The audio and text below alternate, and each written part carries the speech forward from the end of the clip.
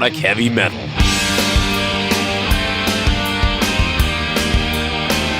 Playing it heavier, louder, raunchier, faster.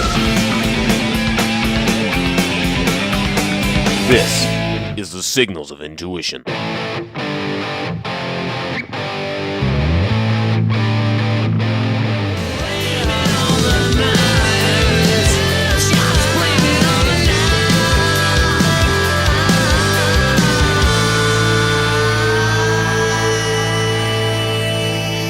That was Jack Russell's Great White right there with Blame It on the Night from their brand new record, He Saw It Coming. You're listening to Signals of Intuition, your home for melodic hard rock and heavy metal. Tonight on the show, we've got the singer of Jack Russell's Great White, Jack Russell. Let's get him on the line right now. Hello.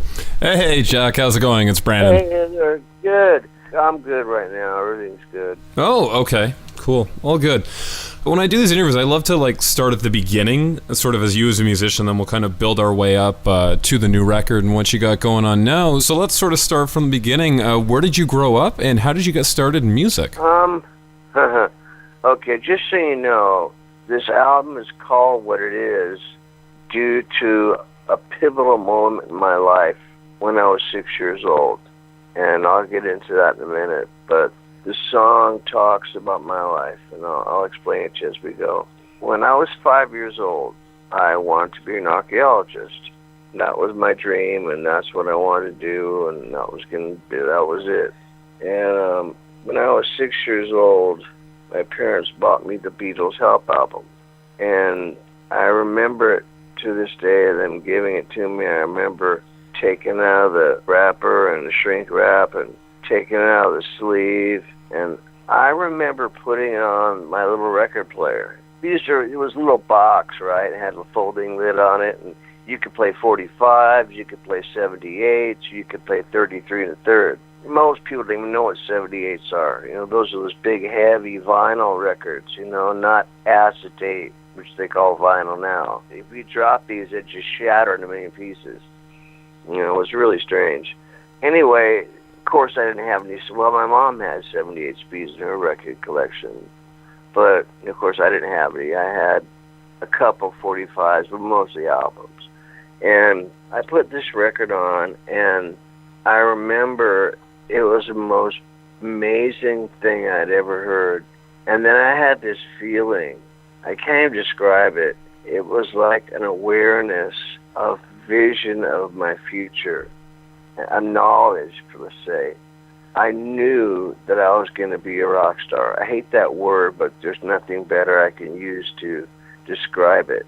I knew it, not like I thought, hoped, wished, dreamed. I mean, I knew it. Like I know the sun's going to come up tomorrow, and I know I got a big nose. I know my name's Jack Russell, and I know I can sing, you know? And it was the most incredible feeling. It was like bliss. It was as if the skies opened up and angels came down and told me what I was going to be. And of course that didn't happen, but it was as if, you know. That's how, I couldn't liken it to anything else that I could describe. And ever since then, I knew that I was going to do this for a living. And I'd always tell my friends at school, I'm going to be a rock star. They're like, yeah, right, buddy, whatever. You're a drug addict. Forget about it, you know. And I go, nope, one of these days I'm going to be telling you, you know, you can't be on my guest list and, you know, everything else. I remember there was this one friend of mine who believed me. He goes, dude, you're going to make it. I know you are. Because he was watching me practice in my cover band when I was like 11. He goes, dude, there's no way you can't. He goes, your voice is so good. And I go, oh, thanks, you know.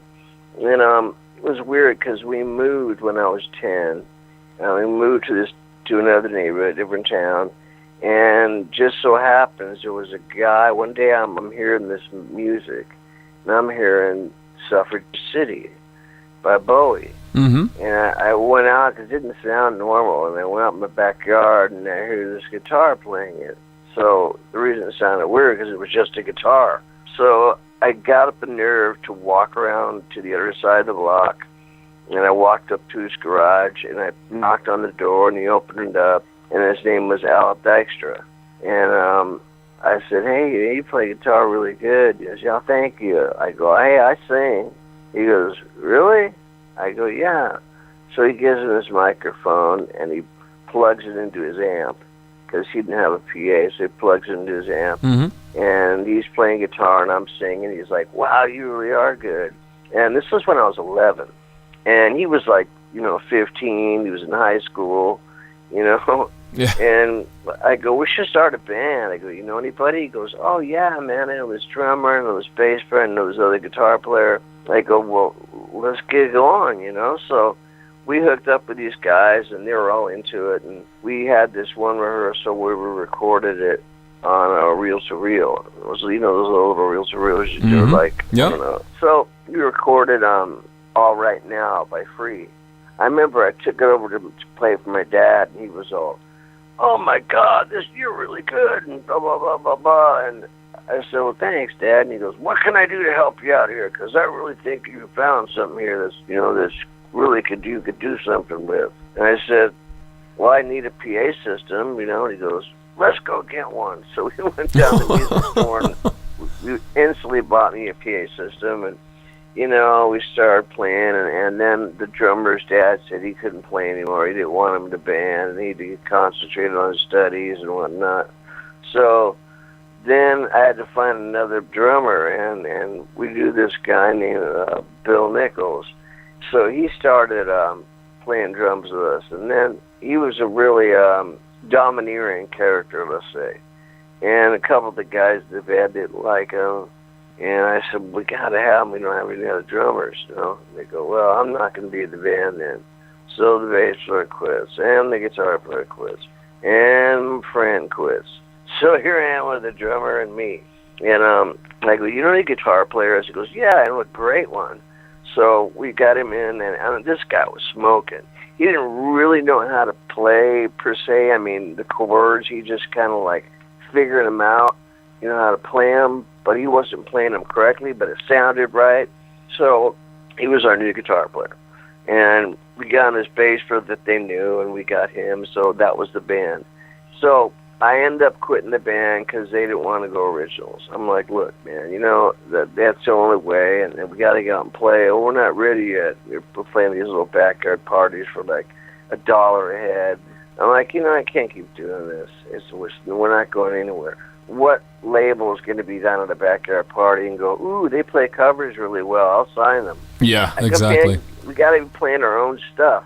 We got to be up in Hollywood. And it was like, oh, no, we're not ready for that. I said, well, then I'm going without you. So I quit that band, and I got introduced to this progressive rock band.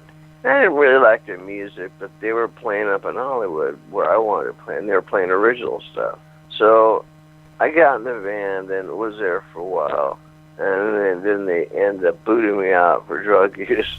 And, they were all getting high, but, I just got a little higher. So I ended up getting out of that band, which was good, but they had introduced me to Hollywood, and I started seeing my career coming into existence.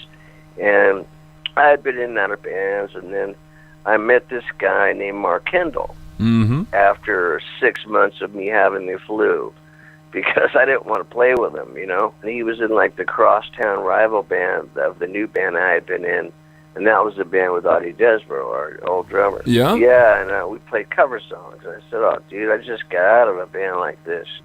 I go, I want to play originals. So we're not ready yet. I go, okay, well, I'm quitting. So I was sitting at home, wonder what move to make next. And this guy keeps calling me, hounding me on the phone. Hey, man, I heard you sing really, really good. This guy named Mark Fuentes is a mutual friend of ours. Said I got to check you out, and blah, blah. I go, yeah, I got the flu. And from how Mark described it was, I had the flu for like 6 months, And finally I go, I'm not going to get rid of this guy, so I might as well just go over and jam with him and, and call it a day. Yeah. So I went over and I listened to him. It was the same old stuff, Zeppelin and Robin Trower and Fog Hat, and it's just all the regular same stuff we were playing. And I go, you know what? I go, sorry, man, I'm looking for an original band. And he goes, well, hang on a minute, come in this room. So they go in this room, and he starts playing these songs. And I'm going, wow, those are really good. And he goes, well, those are songs I wrote. I go, you're kidding me. He goes, no. I go, dude, you quit your band, I'll quit the band I'm jamming with, and we'll start our own band. He goes, okay. So that's how Great White was born, you know. You guys we weren't called that then, but, you know, we changed our name a couple times. It was Dante Fox, I think, was one of them, wasn't it? Yeah, that was one of them. That became the band that became Great White, and it was really weird. I just remember we were just kids. I mean, I was 17. He was like 20 maybe, or 20. I think he was like 21 or something. I think he was like 4 or 5 years older than me. But, you know, I knew when I heard the songs, I go, this is the guy I'm going to make it with. So I stopped messing around, and we got a band together. And, you know, it was a good band, but it kind of broke breaking up. I had to go do a little vacation in CYA, in the California Youth Authority. So I was missing in action for a while. But when I got out, you know, I got right back with Mark, and, you know, and then the rest of it's history. Of course. So it was you and Mark for a long time. How long before you added the other two guys to the band that would form what became Great White? Like, I know, obviously, the drummer came later, right, after the first record. Yeah, he came after the first record. And Mark and I had auditioned this bass player, Lauren Black, rest in peace, who passed away not too long ago. And that was the band. It was a power trio with a singer. And I started saying, hey, man, we need a rhythm guitar player that plays keyboards. He goes, man, I don't want no keyboard player. I don't want a rhythm. I don't need a rhythm. I go, dude, think about it. We'll be able to do so much more stuff. You know, we'll be able to just totally explore the music around us. And that change was what made Great White what it was. Of course. And had we not, we would have just been stuck, you know, a power trio with a singer, you know, and we couldn't have been so diverse as we were. That's the same band I have now, the same format. You get a good utility player, you know, and on my side of the coin, you know, we got Tony is just like a frightening guitar player. You know, he's amazing. I mean, I was like, oh, my God, you can play guitar. He goes, yeah, I used to teach you when you guys hired me. Don't you remember? I go, no. So it's the same Tony from I think he played on Hook? Yeah, he played on Hook, and he played on Twice Shy, and he came in the band while we were starting a tour. He came down before he toured on Once Bitten. You know, so, you know, he recorded 2 albums with us and played on for 3 of them, you know. But he's a great bass player, you know, but he's an amazing guitarist. Is he the one who does the whole sweep picking thing on the new record? I can't remember what song that is, but he did the what song you're talking about? I think it's like number 5 or 6. I can't remember. I've had the promo. I've been driving around with the promo for a couple of weeks, but I forget what half the songs are called. You're talking about Sign of the Times, or if you're talking about the Blame It on the Night. I'm trying to remember. I think it's like number. Oh God. Hold on a sec. Blame It on the Night would have been number 11, I think. No, number 10. Yeah, no, it's not that one. It's. I think it's one of the. Let me see. The song, by the way, it's Spy versus Spy. It's number 9. Where that? Oh, it was Robbie. Oh, okay, that's a great guitar piece. I'm a guitar player myself. I'm like, ooh, okay, there's something there. Yeah, he can play. He can sure play. The great thing about Robbie is he knows when not to play, and that is a great attribute. It's more important than turning on the gas all the time. I mean, a lot of these guys that can play fast, they play fast every chance they get. Okay, how many notes can I get in this bar? 137. You know what I mean? That's as many notes as you can get, no matter what you do. And that doesn't impress me. What impresses me is note selection, and if you can make something beautiful that feels with the song, like, you know, what he did on Anything for You, or God, every song. I mean, what he did on She's Crazy, did this cool thing, and then what he did on He Saw It Coming. I mean, there's some stuff he does that just, you think the solo's going to end, then we go to a different part, and it takes a whole different type of solo. It's like, wow, you know? He knows how, like Sign of the Times, he just makes a few notes, you know, and I'm like, I was so impressed by him. I mean, he played all the guitars except for a little bit. Tony, that's why it says Tony Montana additional guitars, because it was just, I mean, it was easier than having Tony come down, and because Robbie's right there at the studio, so we just, you know, he just played parts. No, did Robbie, like, did he produce the whole thing as well and write a lot of it, or how, is that you and Robbie writing the record? Yeah, Robbie and I wrote the whole record with a little help from a couple people, and we both produced it. We had somebody else mix it because we didn't want to do that. We didn't want to try to wear all the hats. I think that's a mistake when you have a band member mix your album, because they're so close to music and they can't step away from the way they mix. And they mix an album every 2 years, and then, but they haven't kept up with the new technology, and they haven't mixed anything, so consequently every album sounds the same. Mm-hmm. I like that, you know, what you said about not being objective, though, because there is a major element of truth to that. You're so close, you know, that's why, like, film directors, they hand off the editing to someone, because it's someone else with a fresh set of eyes on what's in front of them. You know, it's a fresh set of ears with the music you presented, and they can come up with something totally different that you guys didn't think of when you wrote it or recorded it, right? Absolutely. Now, okay, so just jumping back to your earlier years, did you take any vocal lessons? Like, how did you get into singing? Oh, sure. No, I got into singing. I was in a choir when I was in military school. But before that, you know, I used to sing along with tapes, and I used to tell kids, you know, like, oh, I listened to Osmonds, and I'd be like, listen, when I look at Zeppelin, I'd go, yeah, that's me singing, that's my band, you know. And everybody's all, wow, you guys are great, you know. I always wanted to be a rock star. You had to BS about it, you know.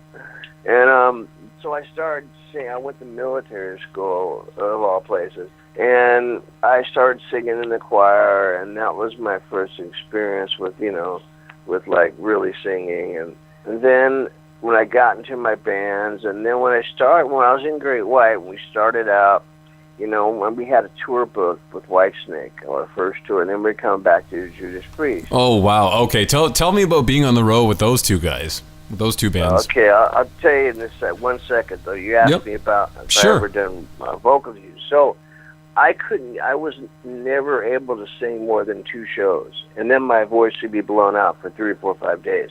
So my first question when they said they had the tour, I wasn't all excited like everybody else. I was like, okay, how many shows in a row do we have? Oh, let's see. Oh, 5 is the first. I'm like, oh my God, what am I going to do?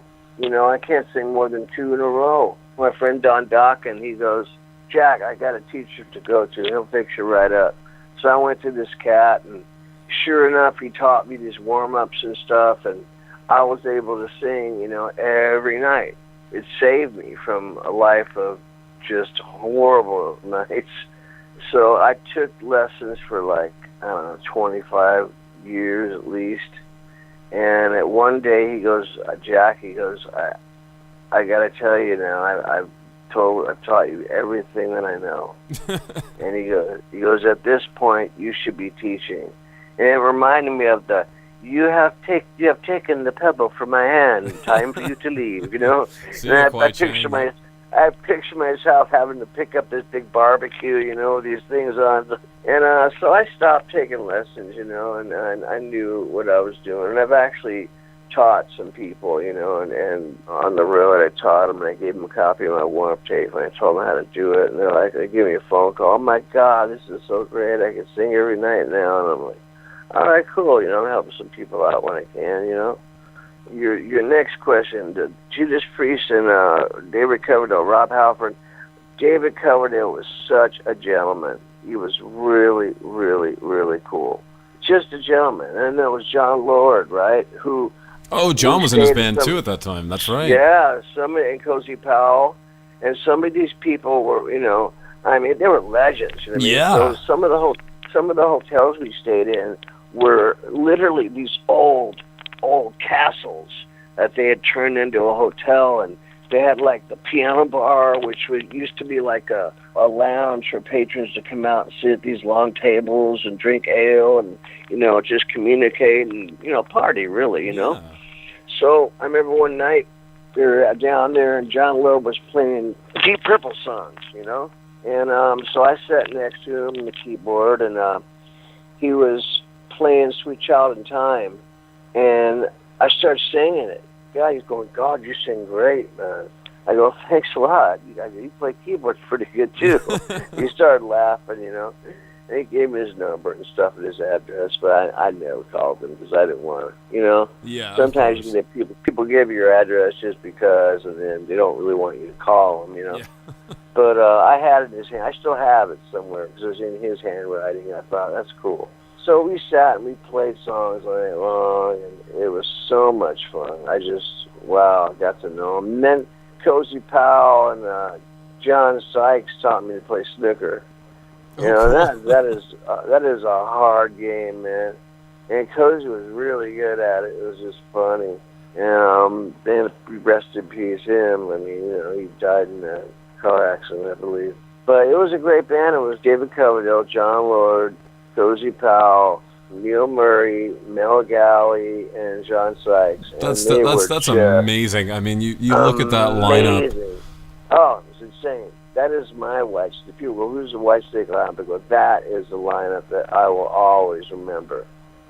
They were just frighteningly great. Well, it's funny. I mean, half the band at that point were already, massive stars, and a couple others. I mean, you mentioned those names now, and it's just like everybody in that band, everybody had kind of done things, but Sykes especially, just kind of rocketed to stardom in his own right at that point, too. Yeah, absolutely. Then what he was in that band called Blue Murder or something like that? Wasn't it? Yeah, that was a fantastic band, too. Yeah. So, I remember it was funny. One night, me and John Lord, my old drummer, we were staying at this castle that was supposed to be haunted. We were climbed through this little door that was kind of blocked off, and we went up these circular stairs. There was no lights, and we got up on the top, and this little door went up to the roof, and the battlements were still there for when it was a real castle, Mm-hmm. And it was really cool. There used to be a place right where the gate came down, the old iron gates, Mm-hmm. where they came down.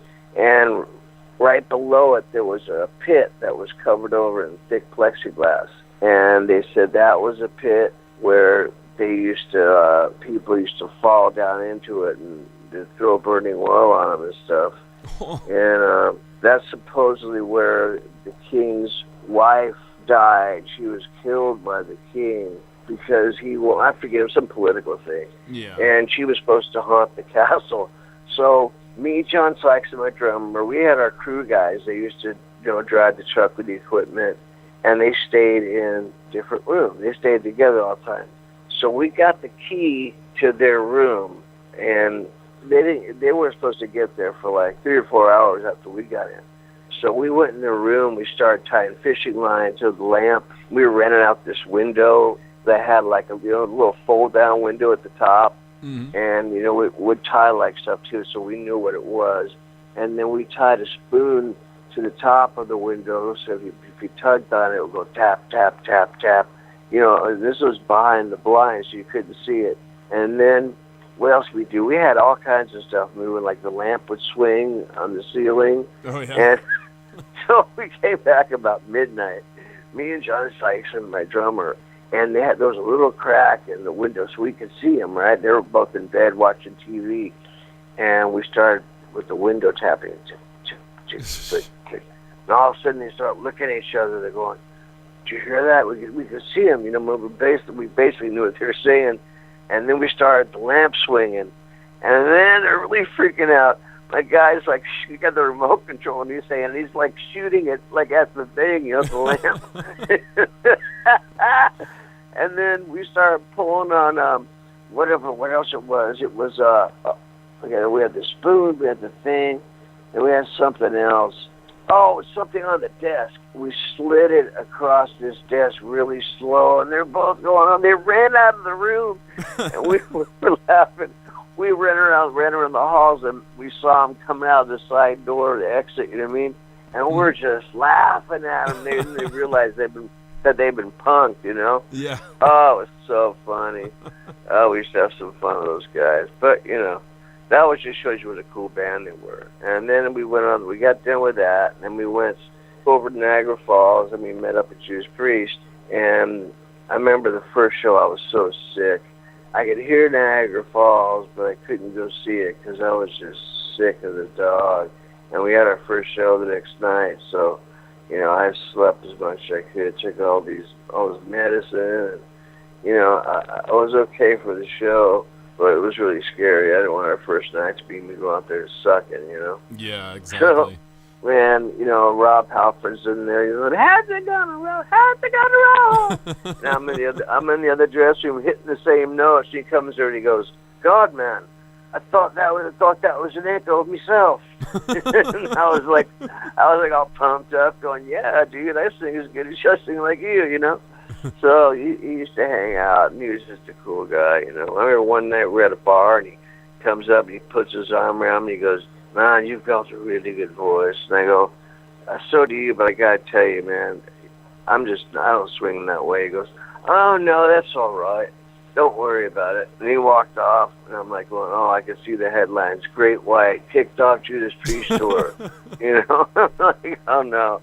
But, you know, nothing ever came of it. He was just a sweet guy, you know. Yeah, he seems like it in every interview and thing. Yeah, he really is. He's a great singer. See, you toured what on Screaming for... No, it would have been Defenders, right? Defenders of the Faith, yep. Awesome. And then, okay, so take me... let's jump back. Defenders of the Faith had what songs on it? That was like... You had Another Thing Coming. Was that Defenders? Yeah, well, you were singing some Heads Are Gonna Roll. That's Defenders of the Faith. Yeah, okay, that's what it was, yeah. Heads Are Gonna Roll. Yankee, that was the album we toured on. It was cool. They had this huge, like, I don't know, like a robot head or something. This arm came down. Yeah, it's like a Transformers, Sphinx Transformer. Yeah, that Rob would walk down and singing, In the Dead of Night, Love Bites. You know, it was cool. Yeah. You've seen that tour, yeah. Yeah. Yeah, it was fun, man. All the tours you've been on have been fun, except for the Kiss tour. You know, that Gene Simmons, he's a punk. Really? What happened with that? I mean, I'm a fairly big Kiss fan, but I'm curious now. The first time I met him, right, I had this rubber foot. It was from Halloween, right? And I stuck it up my sleeve. I had a long coat, and I stuck it up my sleeve. And I went to go shake hands with him. And he goes, ah! He jumps back. He goes, oh, I'm sorry. I thought you were deformed or something. And I'm like... I go, no, I'm not. It's a rubber foot. And I start thinking about it and going like, man, what if I was deformed? That would have really made me feel bad, you know? Yeah, no kidding. Over the tour, you know, the girls I had with them, they started to hang out with us. And so then all of a sudden we weren't allowed to be in the show while they were on. We had to leave. You guys had you had to leave the venue? Yeah. As soon as we were finished, we had to get our stuff and get on the bus and go, because the girls that they had on stage with them dancing were hanging out with us. We never interfered with their show. The worst thing was he was in the press, and some guy goes, you know, why would you tour with these corporate bands like Great White and Trickster? And I'm thinking, corporate bands? I don't have lunch boxes and dolls and, you know, all this stuff. You know what I mean? I don't have any of that. I'm my corporate, you know? And he goes, well, they were the only ones he goes, the people that we wanted to tour with weren't available, so that's all we could do. And I'm thinking, like, dude, are you serious? We were on our own headline tour, and you called us and begged us to come join your tour because your ticket sales are flopping. So we quit our tour because you offered us a buttload of money. And that's the only reason we took it. Now he's going to sit there and bag on us. It's like, dude, you know what? You can, you know. Yeah, exactly. So, you know, after that, I just have no respect for the guy. You know, it's like, you don't treat people bad in this business, you know what I mean? No, exactly. And you don't go around thinking you're better than everybody else. You know, it's just, I mean, he must have read a book called How to Be a Rock Star. Chapter 1. You've got to be an asshole and think you're better than everybody else. I don't know. You know what I mean? People out there are going to be mad at me, the Kiss fans, but I'm just telling the truth. No, of course. Well, I mean, there's two sides to every story. Yeah. I'm not saying they don't have great songs. I didn't say I didn't enjoy playing with them. I mean, the coolest thing on the whole tour was one night I was standing down the side of the stage. It was on the floor, because they didn't have any side stage, but it was on the floor behind the PA. And Paul Stanley looks over at me, and he takes a pick, and he flicks it. And I swear this was like 300 feet away, and the pick goes kind of boomerang area, goes, and it hit me right in the forehead. I'm like, dude, that was the most incredible shot I've ever seen. I was laughing so hard. They still have that pick. Oh, my God. Oh, God. So He was a really nice guy. I really liked him. He was really cool. Plus, Eric Carr, I've known for a long time. And, Bruce Kulick, I did one of my solo records with his brother, Bob. Oh, really? I just just met Bruce at NAMM a couple weeks ago. It was really, really nice guy. Yeah. So the only person that I just was upset was Gene Simmons. And that was, I got over the other stuff, but the comment, in the interview was like really, really hurtful, and I was like, you didn't have to do that. Well, I mean, he probably should have come to your defense and just been like, what do you mean corporate rock? We brought these guys on because we're friends and they're great or something. It's like... I mean, maybe that's what he thought of us, and if that's what he thought of us, then there's no problem saying your truth, But, I mean, I just don't think we're a corporate band. Or we ever were, No, I mean, well, you can throw on a lot of Great White songs. You go, show me how that's corporate. You know what I mean? Yeah. No. I wish I had lunchboxes and things like that. That'd be great, and Rock and Brews, a football team, and, Yeah. I wish I had. No, that's corporate. But anyway. Yeah, for sure. Now, for your first record, you guys worked with Michael Wagner. How was he to work with as a producer, and how did he differ from Alan Niven? Michael, it was more of Don Dawkins than it was Michael. Because Don Dawkins really musical, where Michael really isn't. He's more about sounds and things like that. He's more about capturing the sound. Gotcha. Yeah, that's more of his forte. He's great at getting a rock sounding record. I'll say that. But I mean, as far as a producer, everything he told me, sing like Jack Evil. So instead of singing the way I sang, I was like, I could take you down, Fred Taylor, and I don't sing that way. You know what I mean? That's not how I sing. That's a manifestation of him wanting me to sing that way because it was really rock. But that's not the way I sing. You listen to Rock Me, that's the way I sing. So I never thought the record I wasn't really happy with it because that's just not the way I sing. I was like, it would have been so much better if I would have just said, you know what, dude, that's not me.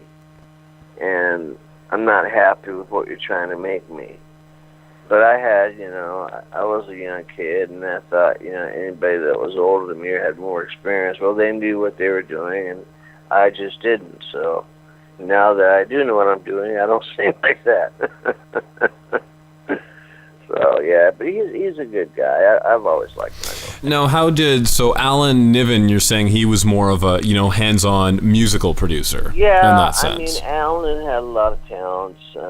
He lived vicariously through us, and the only issue I had with Alan was he had that controlling thing where he made you feel like you couldn't do it without him. Like, if we ever fired him or he wasn't around, we wouldn't have any hope of getting anything done.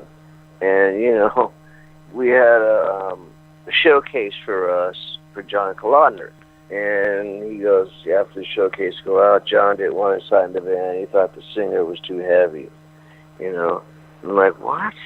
And I'm skinny as a rail. What are you talking about? And then when I got the deal with Sony in '99, I got that deal. Nobody else did. John didn't want to talk to anybody but me. No managers, no lawyers. He goes, I just want to deal with you. So that was fine. So I went there, and he's like, okay. He goes, I asked him, I go, hey, John, I got to ask you a question. Alan Niven told me years ago that you didn't want to sign the band because I was too fat. And he started laughing. He's all, Jack, he goes, first of all, you weren't too fat, and second of all, I didn't want to be involved in the band because Alan. I couldn't stand him. And I'm like, oh, that, he blamed it all on me and made me feel bad all these years, So anyway, we ended up doing, getting a deal and putting out what I think is the best Great White record that's ever been done. Which one's that? It was Can't Get Over Here. Mm-hmm. I mean, sonically and everything else, great album. Jack Blades produced it and Noel Golden mixed it. So, it was as hands off as we could be, which I think made a really good selling record. Alan had his day. He had some good ideas. He had some great ideas, But when I had been sober like 6 years, going on 7, I remember him calling me up on the road, screaming at me about some interview I'd done, and why did you say this? Oh, God, you should have said, and I'm like, I hung up on him. I'm like, I'm just done with this guy, I came and met with the band. I said, what do you guys think about getting rid of him? And I asked everybody one at a time, and everybody's like, absolutely. Everybody's like, yeah, great idea, all right, So you guys worked with him, was it through Psycho City, or was it the next album? No, Sail Away was the last thing we had done with him. Oh, it was, okay. And then Let It Rock came out, and that was our first album that we did on our own, and I loved that record. Mm-hmm. We just had such a feeling of freedom, and that we were kind of reborn, because we didn't have this guy looking over our shoulders and trying to write lyrics about his life. I'm like, dude, I can't. I don't have any idea what you're even talking about. How am I going to sell this? No. He was so controlling. So, I wrote some of the stuff, but not like I do now. Yeah. After we fired him, I started writing all the lyrics and started writing some of the music. And, now it's like I do that all the time. Me and Robbie share, we both are like 50-50. Mm-hmm. On everything. How many records? You've just done the one with Robbie so far, right? Or did you do more with him? No, this is the first one. Oh, okay. This is the first one. You guys, shifted styles a little bit from the first couple of records. The first one was more classic, kind of a Judas Priest sort of vibe. The next one was shifted. It was Judas Priest Jr. Are you kidding? That's when we were all wearing leather bracelets, and it was like tight pants and leather this and heavy metal. Yeah, very, very new wave of British heavy metal for sure. Yeah, it was a total clone. You know what I mean? And we didn't find ourselves until the Once Bitten album. Yeah. I think Shot in the Dark was kind of that transition. Yeah, Shot in the Dark was wimpy, and there was too much keyboards because first time we had keyboards. So what do you do when you first get it? You overdo it. Yep, exactly. Yeah, and we overdid it to the point of like, oh my God, Runaway and all these songs like. Yeah, I was driving around with that record a couple. It's not a bad record. No, there's some great songs. If anybody there is a good song, there was some good songs, but it's not where we needed to be. And Once Bitten was, when we got done with the album, I said, okay, this is where, let's just say this is home. Okay? Exactly. Yeah. Now we can start and exploring the backyard, but we always know where home is. We don't want to get too far from home because then you get lost. So we tried to do just that, and I think it worked out well. Then towards the end, the stuff started to get kind of wimpier, and I don't know, it was the same old formula, and I wasn't really happy with it. I would have stayed with the band, but they didn't want to play with me anymore, which, I get it. I was unreliable, and I was a mess. So, but in the long run, I'm really happy it happened. I'm grateful because I'm in so much of a better place. I love my band. I love the music we're making, and the players in my band are phenomenal. Of course. Oh, you've got some tremendous musicians on board. If I was to do like a super group, this would be it. Even though, it's not like everybody knows who they are, but this would be the band I would want, Yeah.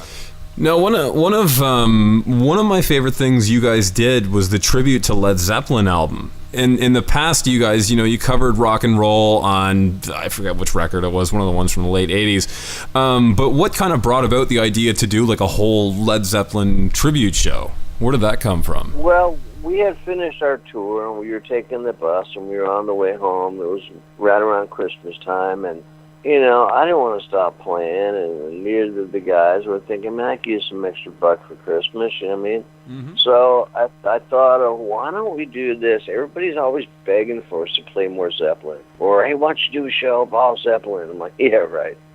So I thought, why don't we do that? And we'll record it. And then, at least we'll have it on tape for ourselves, And that was the idea. We were going to record it, and we were just going to keep the recording. So we recorded it and never listened back to it. It was on ADAT, so you had to sync them all. It was just too much of a headache. But we had really good nights. I mean, and Audie kept screwing up when the levee breaks, and nobody's fault but mine. That's right. And Good Times, Bad Times, which was just a staple for everybody, Yeah. Like, I can't believe he screwed that one up. But, he did, and no big deal. But that's why those songs didn't end up on the album. But, the levee break did, but there's still a mistake in it. But I just left it because the song sounded cool. I go, who cares? It's live. But, I mean, the record was so good. When we finally got around to listening to it, it was like, couple of 3 years later, I go, hey, let's mix that thing. I want to see what it sounds like. So we brushed the dust off of, the thing. We put it on. Michael started mixing it. And I remember he was, one day I came down to my studio, which I owned. We walked in, and Mike was in there. And I go, you're comparing it to the Song Remains the Same album. Good idea, And he goes, no, dude, that's you singing. And I was like, what? You're kidding me. I mean, I fooled myself. It was no quarter, and I go, oh, my God, I fooled myself. So that was pretty funny, But it came out really good. There was some songs like Ramble On, which is spot on.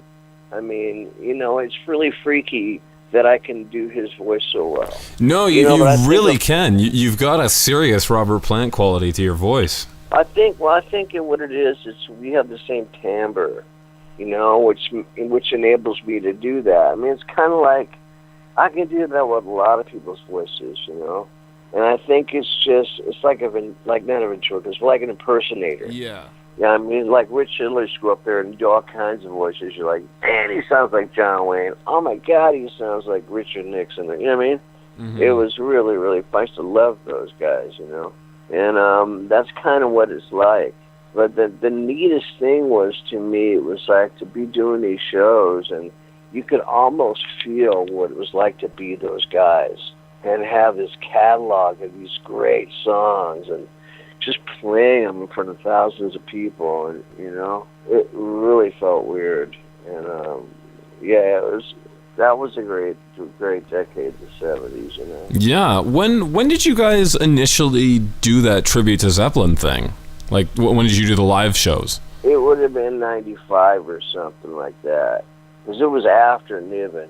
So actually, it might have been, I think, didn't it come out in 96? Something like that. Somewhere around there. A little later, yeah, because I know we took some time, and then I decided, hey, why don't we mix this thing and let's see how it sounds, and maybe we'll release it. So that's what we did. I remember it sounded so good. I was like, wow.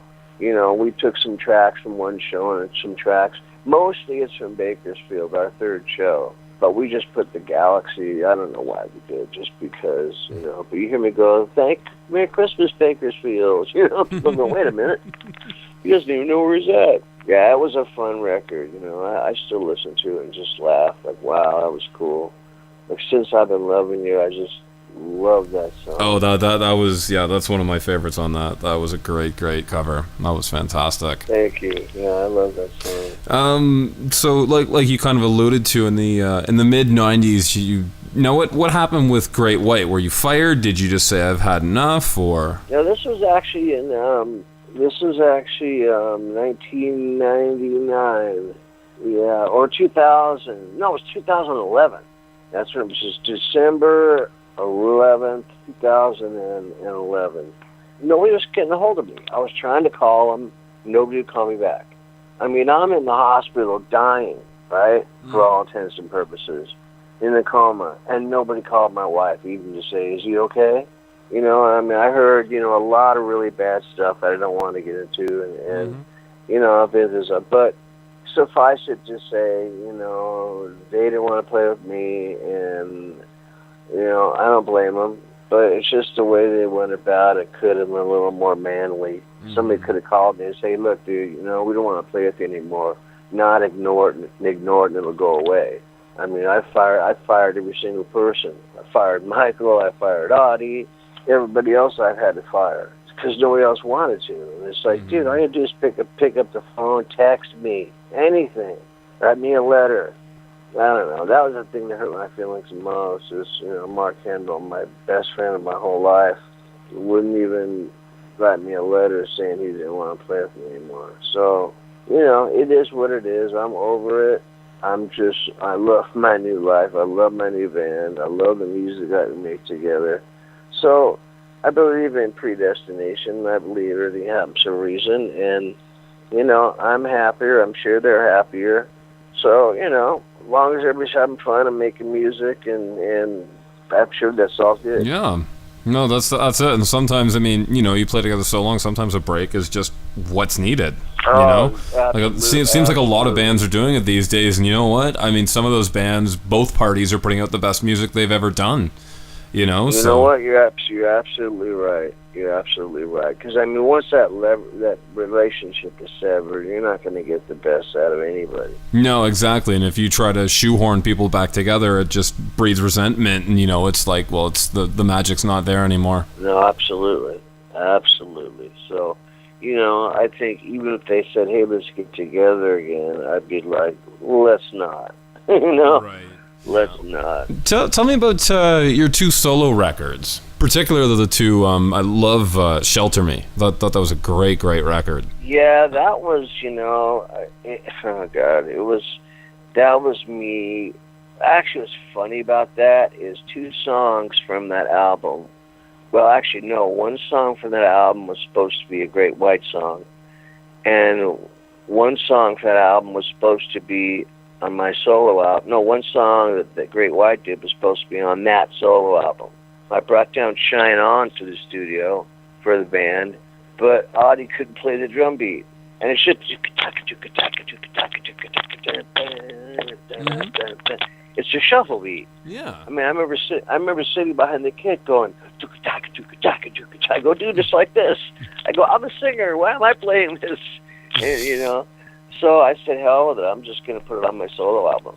And there was another song called Hey Mister, which I wrote, and that was on the Can't Get Him Here album, which is about homeless people and how, we look at them, even though they may not be just bums. They might just be a person who's a paycheck away, and a lot of us are, And that was supposed to be on that album. That's why, the album depicts homeless guy, and so it was kind of strange. But Shelter Me, I love that record because it was a bit of a departure, but not too much. No, there was some brilliant songs on it. There really was. There was some brilliant tunes on it, and some different, different players. Like Myron Grombacher and Tim Bogert did bass. Which was great. And a guy named Matt Johnson who was playing in my Jack Russell's Great White for a while until I had to get rid of him. And For You, which is one of my favorite records I've done, I had Tony Levin and Vinny Cayuto on the rhythm section. Wow. And man, talk about oh my God. You got Tony Levin, he played on John Lennon's Imagine album. And I'm like, dude, just tell me let's not rehearse, tell me some Lennon stories. It was awesome. So, it was quite an experience. But yeah, Shelter Me, I love that record. I love Roll with the Tide. Just love that song. Yeah, it's a great one. I was just listening to Take My Pain a couple hours ago. Love that tune. Oh, Take My Pain, yeah. Take My Pain. It's funny. I had time. I'm the last one to learn. Yeah. It's funny though. I had my iPod on shuffle, and that song came on, and I was sort of, you're like in and out of the room, and you're kind of half paying attention. And I walked back, and they're playing one of the riffs, and I think it was in the verse, and I go, "Is that Judas Priest?" Because honest to God, the riff sounded straight out of like Sin After Sin. I was like, "Oh my God!" And then your voice kicked in. I'm like, "Oh, that's okay. That's Take My Pain," But just hearing that riff, I'm like, "What Judas Priest song is that?" Right. The title track was ripping too, Shelby. Yes. Oh yeah, that's a great one. That's a great one too. Did you ever play any of that stuff live? One of the songs from those records? For a while. Yeah, we did for a while. We played some of Shelter Me, and we used to play some off of For You. Like we used to play Always, which is just a beautiful song. Mm-hmm. Yeah, that's a really good one too. I really love that. It's a true story. It's about when I was a kid, there was a lady who lived across the street from us, and she would always sit in her window every day, all day long, looking out the window. And we thought she was just nuts. And at night, there'd be a candle in her room upstairs burning in the windowsill. And all us kids thought she was just a creepy old lady. And when I got a little older, my parents told me the story. She said her husband was in the Korean War, and he got a letter saying missing in action, you know what I mean?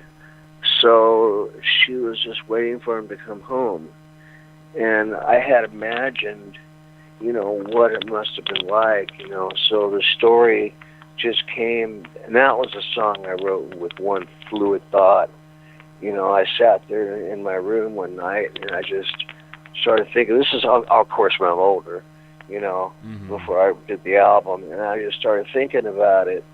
And I came up with the melody and then the structure of the song, and then, I showed it to Bob and to Billy Sheehan, not Billy Sheehan, but Billy Sherwood, and, they came up with the rest of it, and it's just amazing, I thought it was so beautiful. I would cry every time I heard it, It's like, Maurice says, and the idea is when, she finally dies, she closes her eyes and she's with him again. I always picture them, dancing at the wedding, and it was it was horribly beautiful. If I could explain it, the lyrics, I would just say they're just horribly beautiful, Yeah. So, yeah, tragically beautiful would be better. There we go. Perfect. Yeah. And that whole album, I just love the album. They got probably the best vocal sound I've ever had on a record. And it was, I was going to go AC radio at that time. And the label I had ran out of money, so, we had beat out Celine Dion. And the first week we went to radio. We had beat her at ads. Yeah. And I'm going, wow, man, this is going to take off. And then we ran out of money to keep going to radio, and it was like crushing. I was like, oh, man, come on. This is such a good record. Yeah. And I remember hearing it for 9 years in the Albertsons. It was on their loop. Really? I'm going, yeah. And I'm thinking, why aren't I getting paid for this? Don't they have to pay royalties? And so I'm still looking into it because, 9 years getting played how many times a day? Yeah. I mean, it would add up to something, right? I don't think I'd be a millionaire by it, but, at least, it would be a little bit of money. And it's not even the money. It's just a thought of somebody playing my songs. It's like, okay, at least say that was Jack Russell, Yeah. That's amazing. It's funny little stories like that too. Who just the album just started and then we're out of money. It's like and there goes all the momentum that could have kind of really pushed it up. And it's funny because my tour manager became my manager, and that was all his idea. And then we ended up doing Jack Russell's Great White, where I hired Kendall, and then me and Kendall started our corporation over again. And we hired Michael. It was my dumb idea. Kendall didn't want to do it. But we hired Michael and Audie back to do our 25th anniversary album, and I wanted the real guys. Yeah. Little did I know they're gonna stab me in the back later on. But you know what? Like I said, it was all meant to be. Yeah. And I'm in a much better place. And I think if I went back to those guys, I wouldn't have been able to stay sober. Fair enough. What I actually, the 25th, that was around 2007, 2008, right? Let's see. I was gonna say because I saw you guys in London, Ontario, of all places, in 2008. Oh yeah, London, Ontario, yeah. Yeah, it was a whole festival. But yeah, that was a great show. That was a really cool show, and I believe you did mention. I could be wrong, but I think you guys mentioned that at the show. Huh. That's amazing. Yeah, well, that would have been then. Wow, what a trip. Yeah, time goes by, man, so fast. I look back at my career, and I'm like, holy crap, you know? I just the last 25 years have blown by like, you know, a fart in the breeze. It's wild, you know, when you think about it. All the things you've done, all the accomplishments, you know? So I have yet to begin the next part of it, you know? Yeah, for sure. I've got so much more to do, you know, at least I feel that way. Yeah.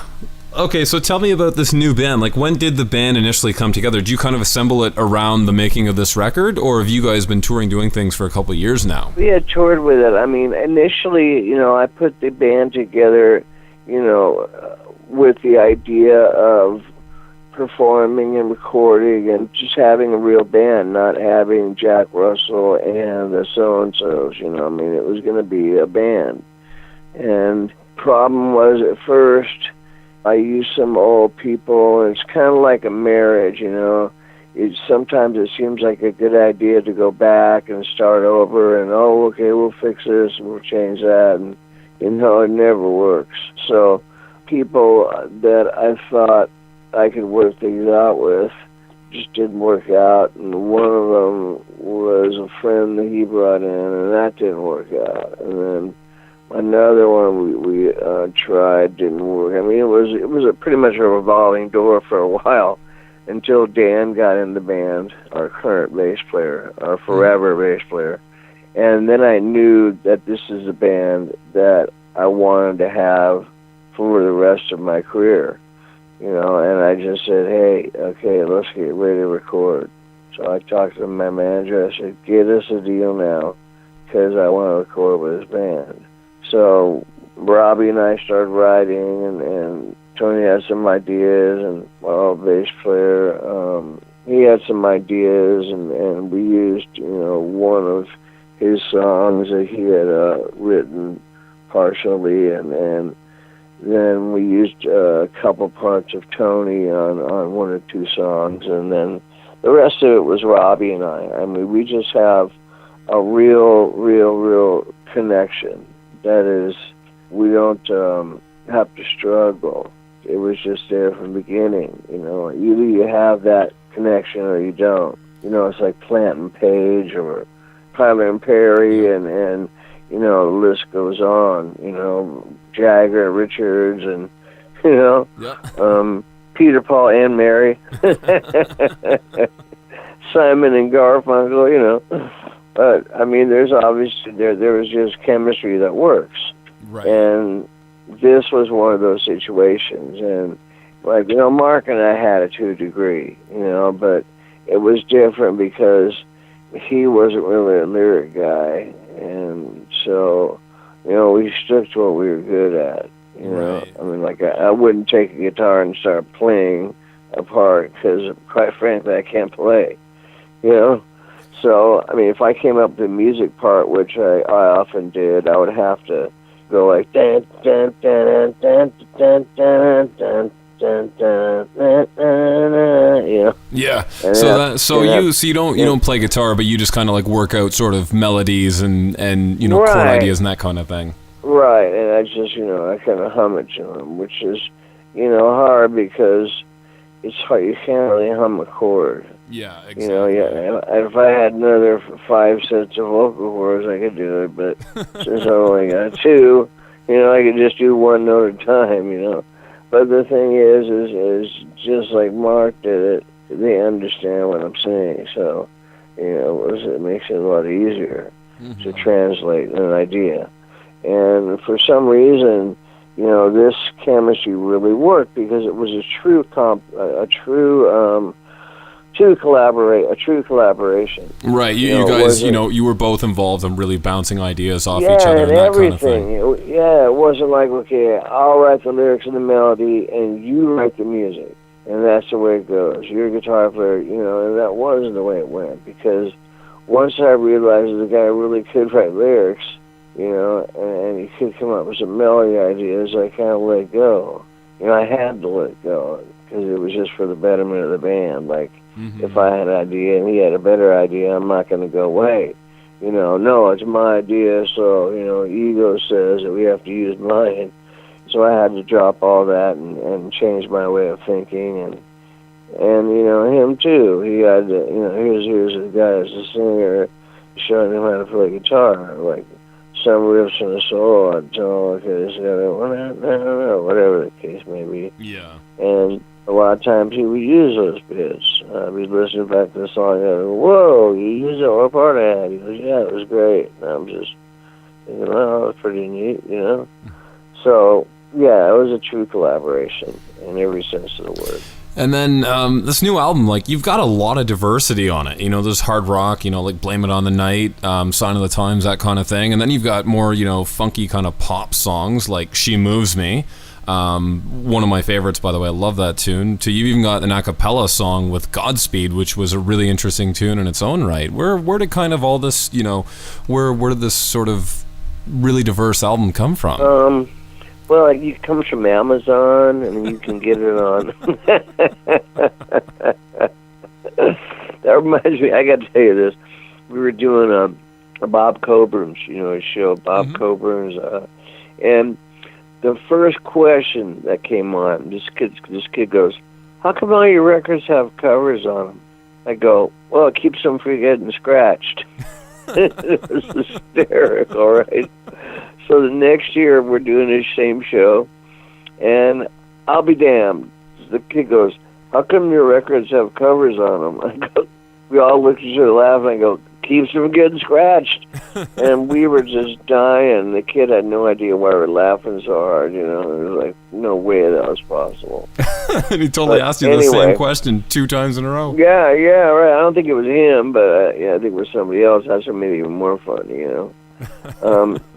So, yeah, where did it come from? I mean, it's like I said with the cake, I mean, you add different ingredients, you're going to have a different cake, And this was what happened to this cake was, the ingredients were Robbie Locked and myself.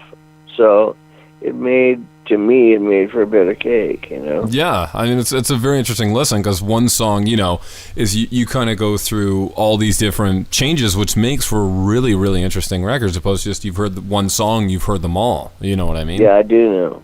And by the way, She Moves Me is definitely one of my favorite songs, too. That was another song where I came up with the music for. And Robbie was like, oh, I don't think I like this one. I go, trust me, man, trust me. I go, come on, if it's not worth working on, I just dump it. So I go, I really hear this one. He goes, oh, okay. So he took it home, and he came back with this eat and grin. And he started playing it, and I'm like, God, dude, that is it. Perfectly executed. So I went and sang the scratch vocals one night so, I could get a better feel of what I was going to do. And I was just, hum. It's like,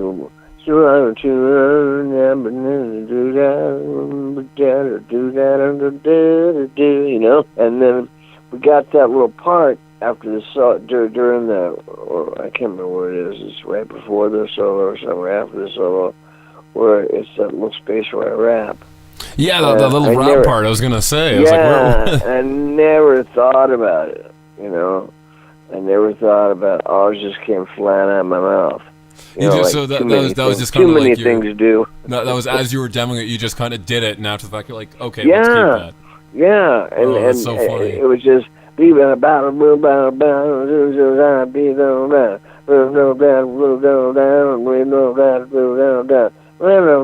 Yeah. and now the dash moves me. And that was the only part I kept, because obviously I'm not going to keep bee-bop-dee. Yeah. I'm not going to keep that. Zo, wee, So, but it was just, me and Robert looking at each other, I go, whoa, that actually sounds cool. He goes, you know what, it does. I go, I'm going to keep that. I go, I'm going to just rewrite the words and keep it, Not rewrite them, actually write the words. Yeah, exactly. And so, it actually was a cool part of the song. It's just definitely different from anything we've ever done. I mean, usually the only rapping I did was around Christmas time, But now I can say that's not true. And I had a whole new respect for rap. I really did. I gained a whole respect for it. It's like, it is kind of musical. It's just, they should just, ease up on the lyrical content, Now tell me about life on the road. What do you do to keep yourself going night after night and stay in shape and stay healthy? And, obviously, I myself, I'm a singer, and we talked about earlier, about how you'd kind of lose your voice, especially initially before you took lessons. How do you kind of keep your voice up in shape night after night? Well, my teacher taught me, how to warm up. And because I told him, I said, look, dude, I can't sing more than a couple nights in a row. I'm just dust. You're not warming up. I said, no. He goes, oh, I'm going to teach you something, and you'll be able to sing nice as we as you want. I go, you're kidding me, And so he goes, no. So he showed me these warm-ups, and then we figured out a routine, because it was going to be just, one warm-up, and then I go on stage. And I tried it a couple times. I go, I just don't feel like I feel when I leave here. So he was, okay, let's try something different. So he had me start warming up in increments, because he goes, the bigger the voice, the longer it takes to warm up. He goes, you listen to some of my CDs and stuff, and he goes, man, you got a big voice. He goes, it's going to take a bit to warm it up. So we start out like 6 hours before the show, and I think I told you all this, but anyway, by the time I get done, my voice is really ready to go. It's as if I've been singing 4 or 5 songs, and my voice feels great. And when I get done, I warm down, which is the most important thing. I mean, you don't see guys that are running decathlons and marathons. When they get done, they sit down and have a glass of tea or something. They warm down. They run. They ride bicycles or whatever, or they jog. Let the body, warm down and not just stop it cold, because that's the worst thing you can do. And that is what really saved me. And now I could sing like as many nights as I want. I remember one time when we did that live at the Ritz with Guns N' Roses. And, that was perfect. I mean, as perfect as a man could get, especially when I had the flu, and I'd had it for like 6-7 days, and we were doing all these concerts, and then I had the Ritz, which was live on MTV, and it was a night show in a row, and I'm like, oh, man, I really don't want to suck on this one, So, I just did my normal warm-ups, and I didn't talk in between warm-ups, and I got up there having no clue what I was going to sound, but my voice felt good, it felt open and thinned out. So I went on stage and just, smashed it. It was great, and so, I mean, they really work. I mean, if you're a singer out there, and you're not haven't taken lessons, you need to. It'll save your voice.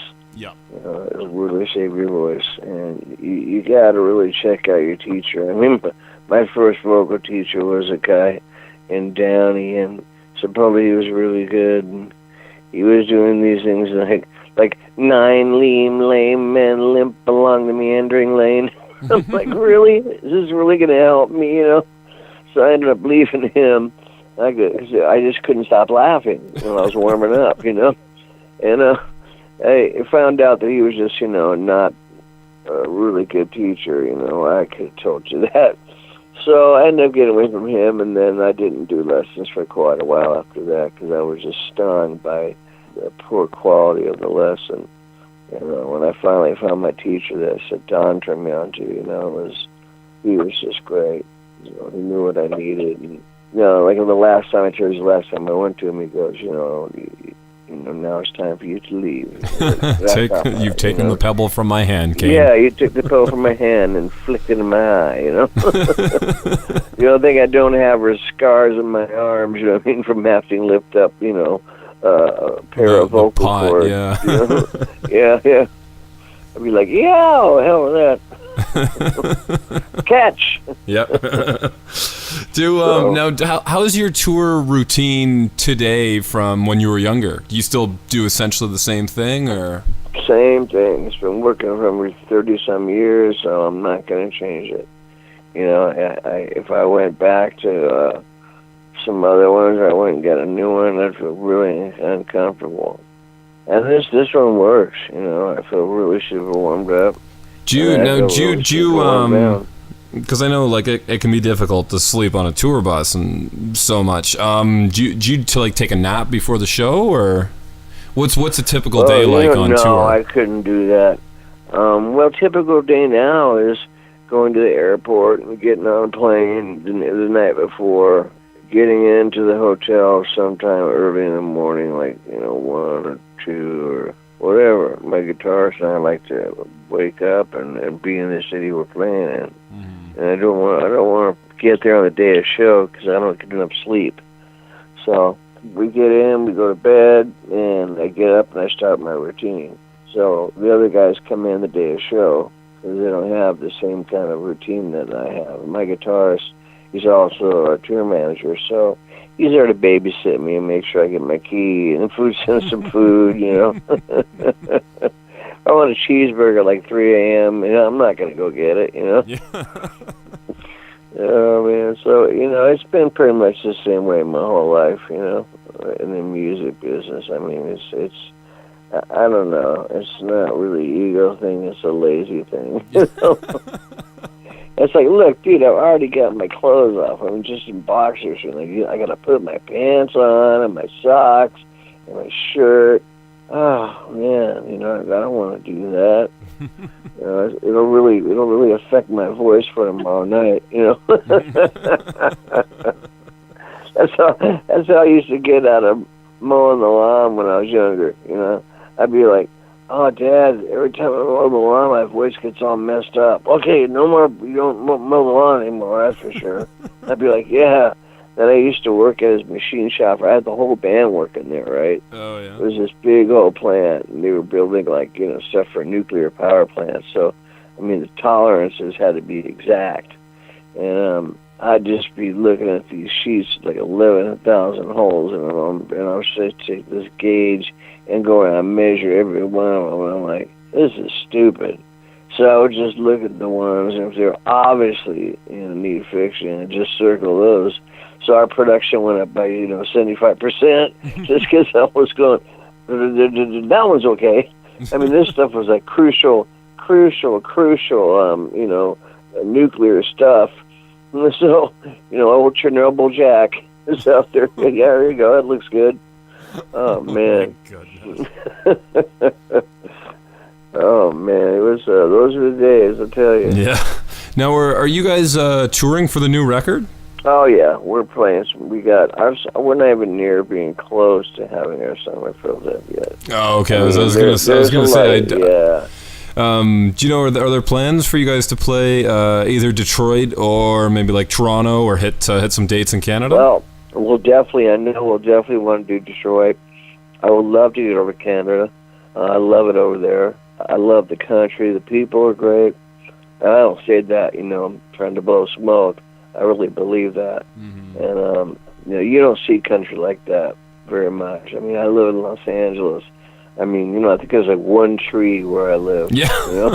I was just there, and it's, the city goes on and on and on and on and on. And just when you think you're out of the city, you hit another city outside of the city outside of the city, Yeah, exactly. That's horrible, but it's true. There's some places that are nicely wooded, and I can't say it's all like that because they do have quite a bit of foliage, But the thing that makes me laugh the most is they have these cell towers, and they make them look like they're palm trees, and they're so obviously made out of plastic or steel or whatever, it's worse than having a tree or a tower there, you know. I'd rather see because it's so ugly. It's like just put the electric poles up there, man. It's embarrassing. It's funny. Embarrassing nature. What you're describing in robotics, they have this thing called the uncanny valley, and it's basically if the robot looks like just a machine, you're fine with it, and if the robot looks extremely human, like, you know, Arnold and Terminator, you know, then we're fine with it. But if it looks kind of human, but just off enough to really drive you nuts, then we hate it. So basically, that's what you're describing these cell towers as. Yeah. It's like, you know, if you're that close, then just get a real plant, or, you know, and just stick a pole on it where the cell phone needs to be. Yeah, just have the tower growing right out of the middle of the tree or something. Yeah, whatever. But it's so stupid when they try to make it look real, and it's like so badly fake, you know. On the new record, like, what are you planning to play live? Are you doing mostly Great White? Are you going to do a couple songs from the new album? Are you going to do anything off of Shelter Me or For You? You know, that isn't a bad idea. We were doing Shelter Me, and we were doing something off of For You. You know, we were doing like Thank You, but Always from For You, which is a beautiful song, I think, you know.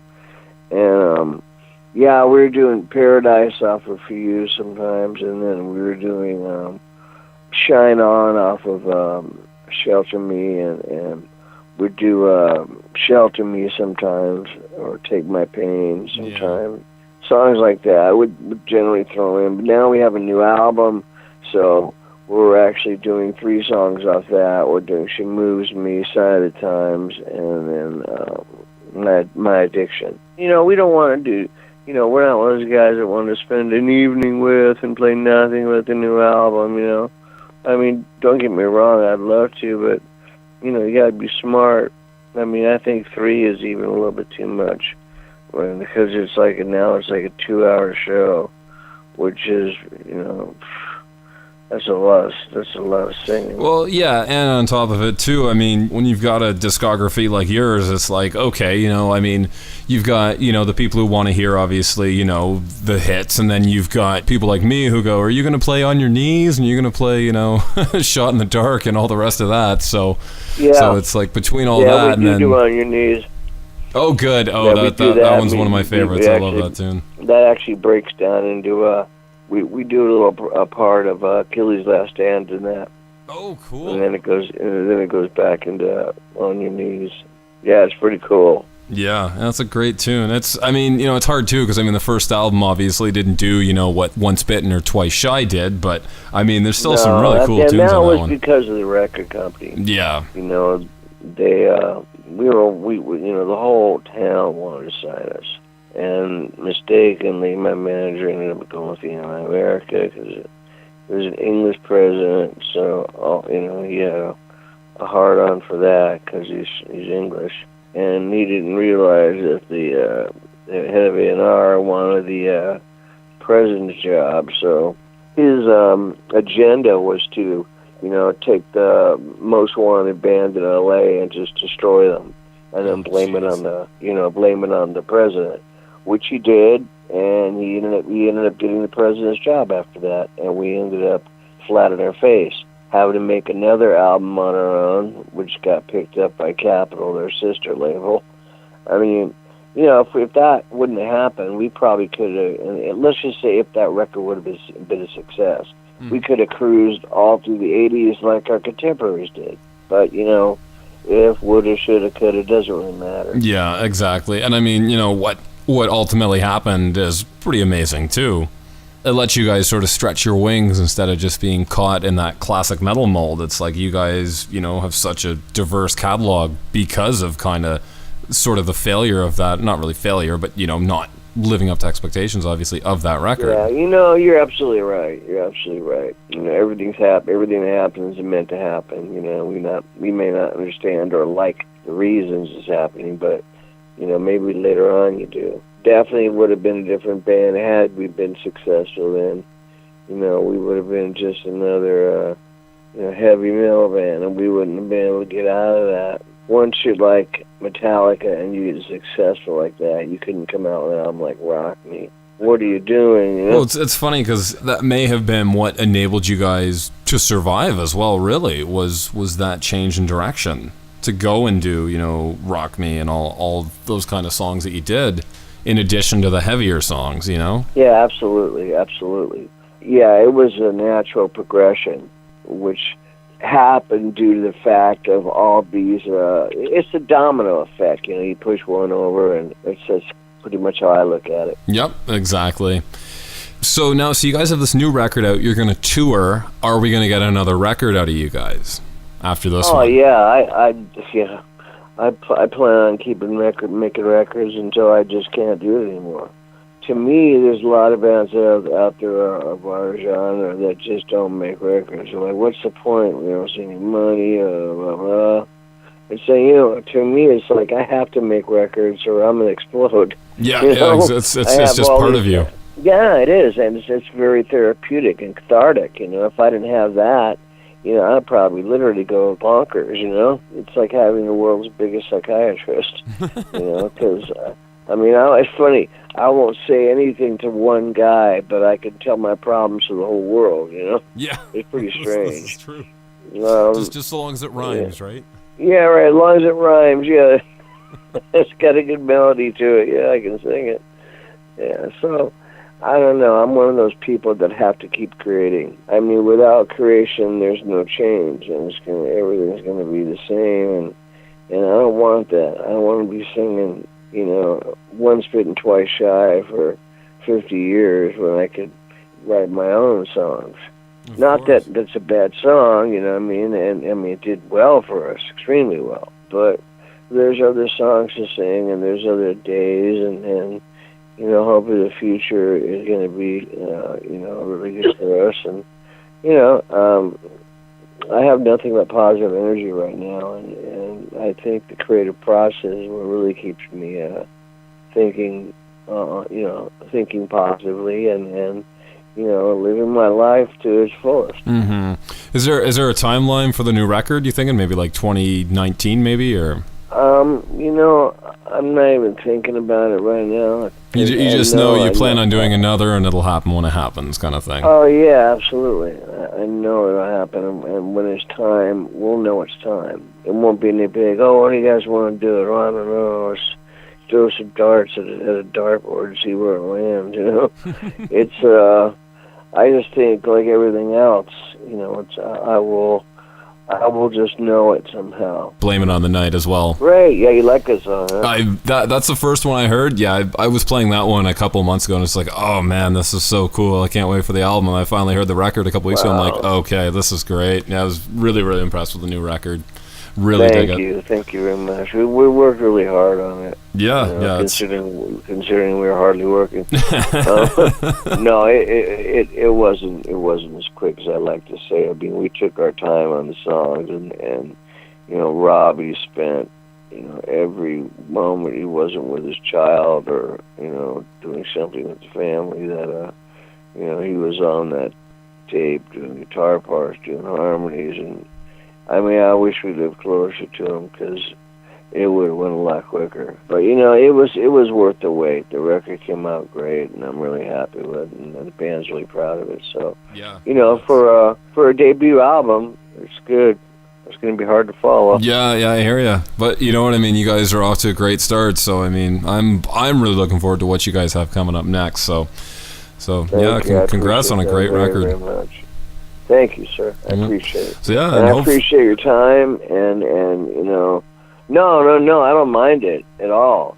I love when people, like to hear my story, and it makes the impact. It makes the impact of the interview so much greater. Oh, of course. My big thing is I try not to interview someone I'm not genuinely a fan of. You know what I mean? Like for one thing, it's more fun for you and it's more fun for me. It's like this is stuff I live to hear these kinds of stories. I love all these great rock tales and how the albums come together and what was funny that happened on the road and all that. I love all that stuff. So this was a tremendous amount of fun, and I really hope you guys come through Detroit or at least close enough to this area where where I can come see you. I'd love to catch we you. will. I'm sure we will. That's a regular stop for us, so I'm sure we will. Oh, perfect. Thanks so much, Jack. Really appreciate it. You're very welcome. All right. You have a wonderful day, Yep. sir. You too. All right. Have a good Bye-bye. one. Bye-bye. So here